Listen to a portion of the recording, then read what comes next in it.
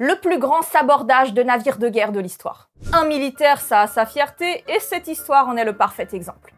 Après l'armistice de 1918, une grosse partie de la flotte de guerre de l'Allemagne est conduite à Scapa Flow, au nord de l'Écosse, en mer du Nord. En plus de l'humiliation de la capitulation, on les envoie donc attendre qu'on décide ce qu'on va faire d'eux et de leur bateau sur cette base de la Royal Navy. Pour l'amiral Franz von Hipper, c'est trop dégradant pour qu'il accepte de le faire lui-même, alors comme le Big Boss veut pas, c'est le suivant sur la liste, le contre-amiral Ludwig von Reuter qui s'en charge. Mais il a un plan. Faut bien imaginer que la flotte est colossale, on parle de 74 navires parmi les plus puissants et technologiques de leur époque, littéralement la fierté du Kaiser.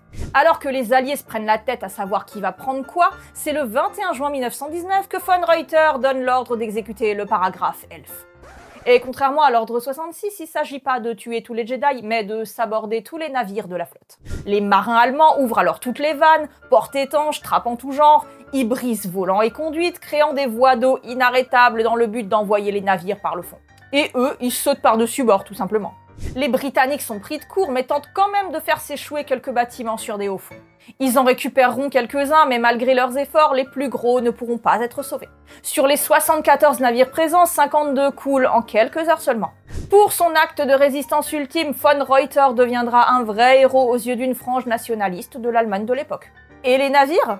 Une bonne partie d'entre eux seront renfloués dans les années qui suivent et seront ferraillés. Les quelques rescapés seront partagés entre les vainqueurs et ceux restés au fond font aujourd'hui le bonheur des plongeurs.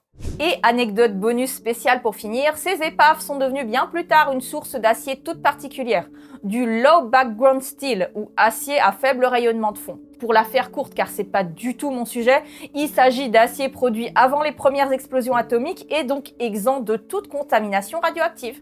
Cet acier radioactivement vierge, disons, est utilisé par exemple dans la conception d'appareils de mesure de la radioactivité tels que les compteurs Geiger. Vous voulez plus de vidéos ? Abonnez-vous à la chaîne.